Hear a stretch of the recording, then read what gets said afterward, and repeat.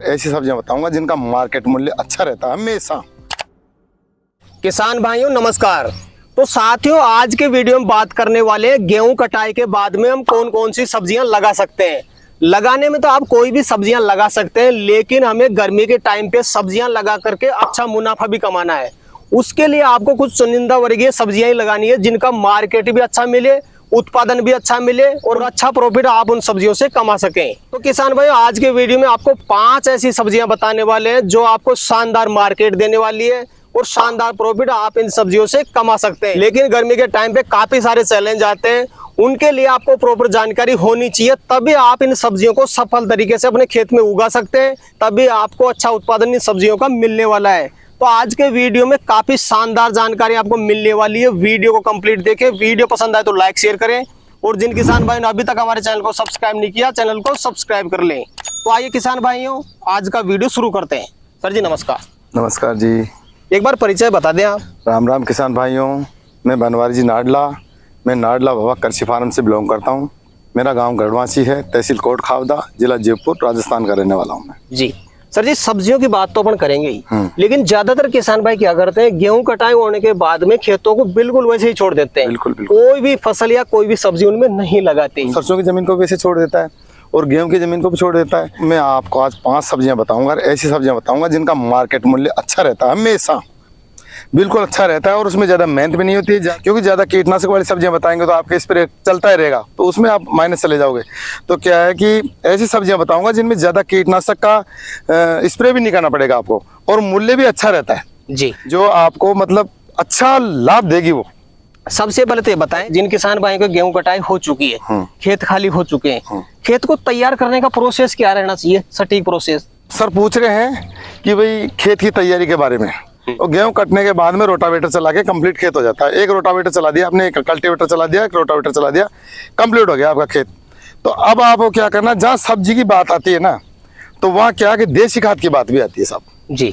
क्योंकि बिना देसी खाद के, बिना जो गोबर की सड़ी हुई खाद के आप सब्जी ले ही नहीं पाओगे सही। क्योंकि जो पोषक तत्व है तो पहले गेहूं खेत चुका होता है और जो गोबर की सड़ी हुई खाद होती है ना, उसमें पूरे पोषक तत्व होते हैं, पूरे के पूरे पोषक तत्व होते हैं। तो क्या है कि पौधा वहाँ ग्रोथ कर जाता है सब्जी का। अब आप ऐसे रासायनिक उर्वरक देकर आप करना चाहो तो नहीं होगा। ये मैंने पहले वीडियो में भी कोई 50 वीडियो में बता चुका मैं ये चीज़ कि भी आपको क्या है कि सड़ी हुई गोबर की खाद लेनी है। 2 ट्रॉली सड़ी हुई गोबर की खाद तो आपको डालनी है प्रति एकड़ का हिसाब बता रहा हूँ मैं। 1 कट्टा आपको लेना DAP का, 1 कट्टा लेना अपन को सुपर फॉस्फेट का और उसमें 10 किलो लेना आपको यूरिया, ज़्यादा नहीं 10 किलो यूरिया लेना है। एक चीज़ और भी है कि आपको जो देखो जड़गांठ बनेगी, उसमें जड़गांठ बनती है तो कार्बोफ्रान 10 kg प्रति एकड़ के हिसाब से वो भी उसी उर्वरक में मिला लेनी है अपन को और फिर उसको बुरकाव करके और फिर बाद में रोटावेटर चला दे। रोटावेटर से क्या है कि पूरी जमीन मिट्टी में क्या है पूरा उर्वरक मिल जाएगा जी। ये बात हो गई सर जी खाद की, बेसल डोज की। बेसल डोज किसान भाई ने डाल दिया, अब वो तैयारी कर चुका है, भाई मैं सब्जियां लगाने वाला हूँ। पहले नंबर पे गर्मी के टाइम पे खेत खाली होती है, किसान भाई कौन सी सब्जी लगा सकता है?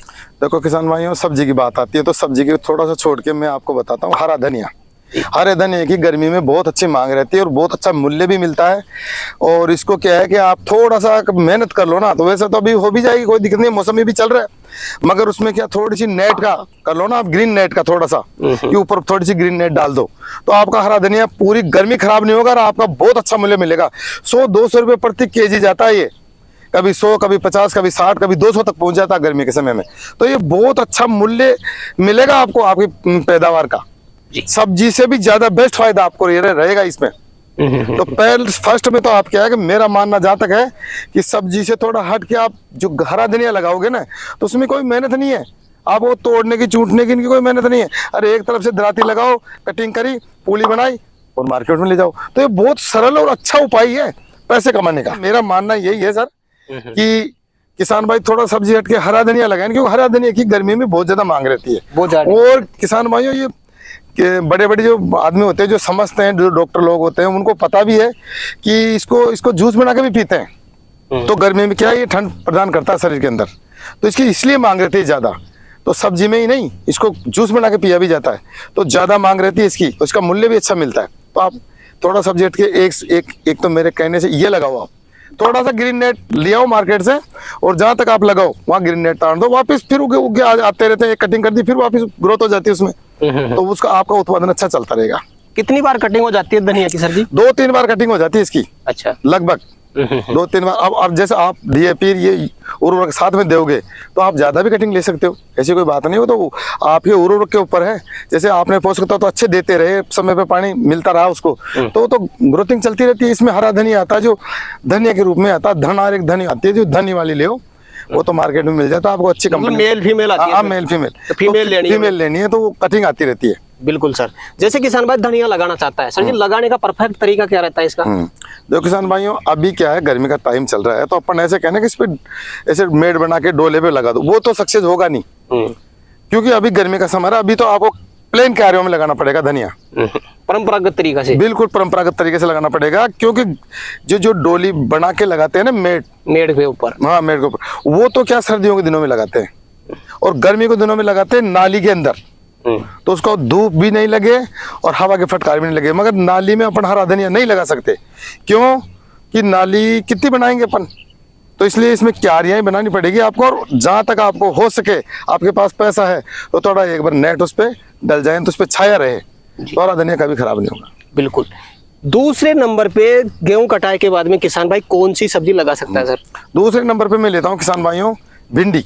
जी, भिंडी हमेशा सब्जियों की राजा मानता हूं मैं तो, क्योंकि इसमें ज्यादा स्प्रे भी नहीं करना पड़ेगा आपको कीटनाशक का, बिना आप 1-2 स्प्रे भी कर दोगे तो काम चल जाएगा, और चाहे स्प्रे नहीं भी करोगे ना तो भी थोड़ा काम चल जाएगा आपका। तो इसमें क्या है कि किसान भाइयों को उधर जो दवाई में जो कीटनाशक में पैसा जाता है ना, उससे बचाव रह जाता है, और किसान भाई में थकान में नहीं आती। तो आप भिंडी क्या है कि भिंडी का उत्पादन भी अच्छा रहता है, डेली टूटती है भिंडी, एक दिन छोड़ के एक दिन टूट जाती है। यदि आप ज्यादा मात्रा में लो तो उसमें इससे बना लो भाई, आज इसको तोड़ना कल उसको तोड़ना, एक दिन बाद में कंप्लीट भिंडी आई जाती है, और डेली मार्केट आप बनाओगे और भिंडी अच्छी मात्रा में, वही देखो उर्वरक तो वही रहेगा, उर्वरक तो किसान भाइयों जो मैंने फर्स्ट में बता दिया वही रहेगा, सड़ी हुई गोबर की खाद और उर्वरक जो पोषक तत्व मैंने बताया वही रहेंगे। और जब तक ग्रो नहीं हो बीज, अब इसमें कोई जरूरी नहीं कि आपको कपड़े में लपेटे ग्रो करना, कुछ नहीं। मौसम ऐसा आ गया कि डायरेक्ट आप खेत की तैयारी करो और नाली बनाओ, नाली के बीच में, जैसे अपन ट्रैक्टर से नाली बनाओ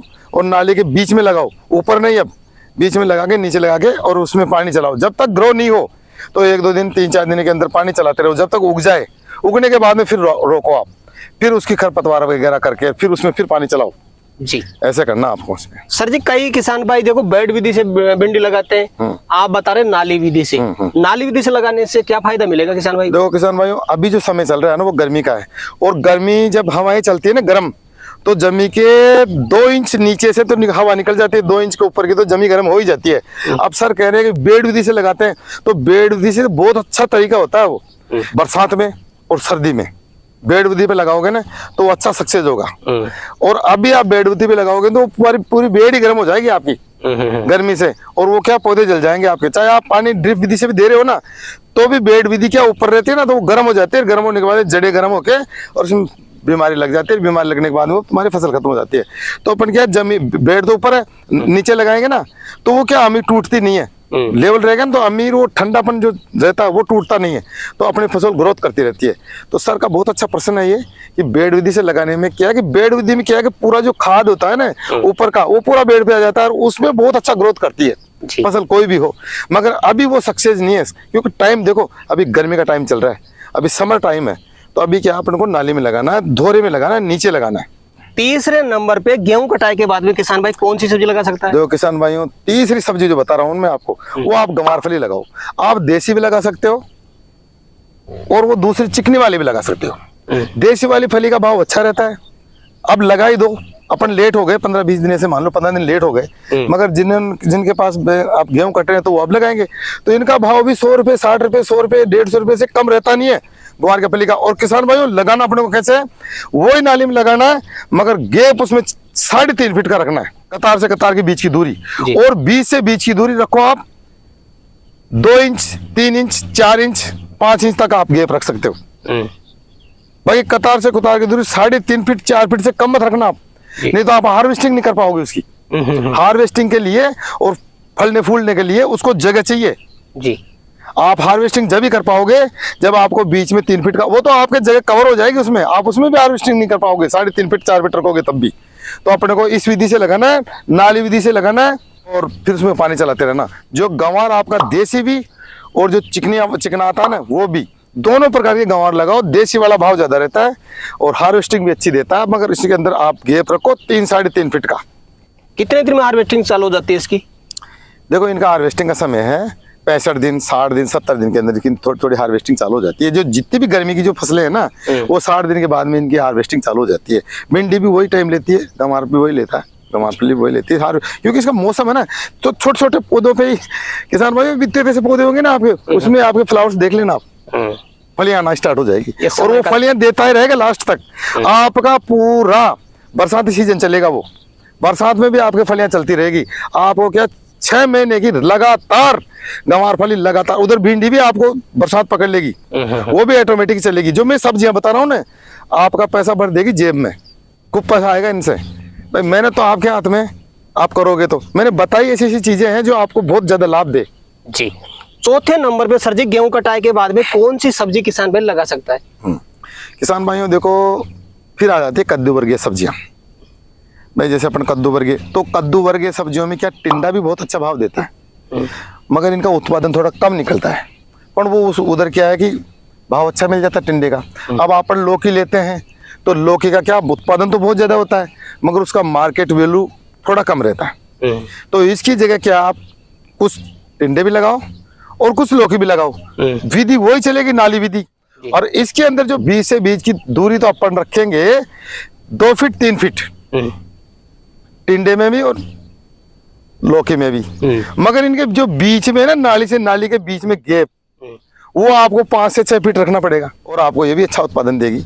5वें नंबर पे गेहूं कटाई के बाद में कौन सी सब्जी बताना चाहेंगे आप किसान भाइयों को? किसान भाइयों देखो, मैं रखूंगा तुरई, कद्दू वर्गीय सब्जी। आप करेले भी बा सकते हो, करेले भी बेस्ट हैं। करेले से तुरई और करेले, आपके जो इच्छा है वो भी बाओ, करेले भी बाओ और तुरई भी बाओ। दोनों के दाम अच्छे रहते हैं, जिसमें तुरई का भाव अच्छा रहता है और करेला का भाव भी अच्छा रहता है। विधि वही है, इनमें थोड़ा, करेले में थोड़ा गैप कम करना पड़ेगा अपने को। 4 फीट के करीब करेले में गैप रखना। नाली से नाली बीच की दूरी तो वही रहेगी, मगर नाली से वो लगा, और नाली के अंदर ही आपको देसी खाद डालना है, नाली के अंदर ही आपको वो उर्वरक डालना है जी। जो मैंने बताया ना, वो जो कल्टीवेटर चला के वो तो आपको जो प्लेन धनिया लगा रहे हो, भिंडी लगा रहे हो, इनमें लगाना आपको ये चीजें। तो बाकी जो ये नाली में लगा रहा हो, नाली में लगा रहे हो ना, उसमें तो सारा आइटम, उसको जितने भी पोषक तत्व है, देसी खाद, सब नाली में गुड़ाई करके और उसी में पहले गुड़ाई करके फिर उसमें बीज जो लगाना है। और जब तक बीज नहीं उगे तो 2-5-7 दिन में फिर उसमें पानी चला दो।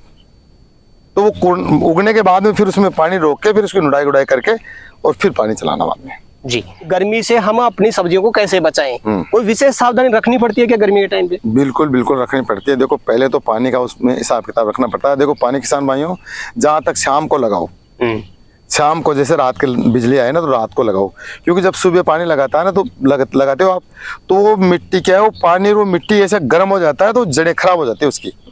तो हमेशा किसान भाइयों ये सावधानी, सर ने बहुत अच्छा प्रश्न किया है कि गर्मी के समय में क्या है कि पानी हमेशा शाम को लगाओ, तो रात भर ठंडेपन रहेगी, वो सुबह तक भी उसको ठंडा ही रखेगी, वो ठंडा हो जाएगा पूरा। और सुबह लगाओगे तो पानी वैसे ही गर्म रहता है और फिर वो टेम्परेचर तो वो सर्द गर्म का बन जाता है आइटम, और फिर उसमें क्या फंगस की बीमारी आ जाती है। जहाँ तक तो आप, जहाँ तक किसी किसान भाई के पास सुविधा ही नहीं, वो तो दिन में ही लगाएगा। तो अपनी परिस्थिति देखो कि अपने पास ऐसी परिस्थिति है कि अपन शाम को दे सकते हैं। जो सब्जी बार है उसमें हमेशा शाम को पानी लगाओ, गर्मी के समय में आपकी फसल को कोई नुकसान नहीं होगा। जी सर जी, कोई विशेष सावधानी किसान भाई को आप वीडियो के अंत में बताना चाहें इन 5 सब्जियों के बारे में तो बता सकते हैं। तो किसान भाइयों, मैंने जो बताया उस पर पूरी चीज़ों पर आप गौर करना, गौर फरमाना, इस पे वीडियो को 2 बार 3 बार देखना। ये जो मैंने बातें बताई है ना, आपको बहुत सटीक बातें बताई है, और हम सटीक बताते हैं क्योंकि हम किसान हैं, हम किसानों को भला चाहते हैं और हम भी किसान हैं। हम ये चाहते हैं कि हमारे देश के किसान मजबूत और पैसे वाले बने। हम इस सिद्धांत पे काम करते हैं, इस सिद्धांत पे ये वीडियो बनाते हैं हम जी। तो हमारी बातों को विशेष ध्यान रखें। कोई चीज़ हो तो देखो किसान भाइयों, कमेंट्स में पूछें, सब जवाब देंगे, ऐसी कोई बात नहीं है, हम भी जवाब देंगे आपका। और कोई विशेष ही ज़्यादा है आपको आवश्यकता तो मेरे को कॉल भी कर सकते हो, ऐसी कोई बात नहीं है, मैं उठाऊंगा। मगर बहुत ज़्यादा कॉल आते हैं किसान भाइयों, मैं उठा नहीं पाता उनको, मैं क्षमा चाहता हूँ कान पकड़ के आपके सामने कि बहुत ज़्यादा कॉल आते हैं, मैं आपको समय नहीं दे पाता। किसी का कॉल उठा भी लेता हूँ मैं, तो ये जो वीडियो बार बार देखें। दूसरी बात स्प्रे की बात है कि इनमें अब आप ग्रो कर लो, एक वीडियो हम फिर बनाएंगे आपके लिए, तो उसमें पूरी दवाई जो कीटनाशक है, फंगिसाइड है, टॉनिक है, सबके बारे में मैं जरूर बताऊंगा, ये मेरा वादा है आपसे जी। तो सर जी आज आपने किसान भाइयों के लिए समय निकाला और अपना अनुभव आपने किसान भाइयों तक शेयर किया, उसके लिए आपका बहुत बहुत धन्यवाद। जय श्री राम, जय हिंदुस्तान, जय जवान। तो किसान भाइयों जानकारी कैसी लगी हमें कमेंट करके जरूर बताएं। वीडियो पसंद आए तो वीडियो को लाइक करें, बाकी किसान भाई को वीडियो को शेयर जरूर करें, और जिन किसान भाइयों ने अभी तक हमारे चैनल को सब्सक्राइब नहीं किया चैनल को सब्सक्राइब कर लें। तो किसान भाइयों आज के लिए इतना ही, मिलते हैं नए वीडियो में, तब तक के लिए जय जवान जय किसान।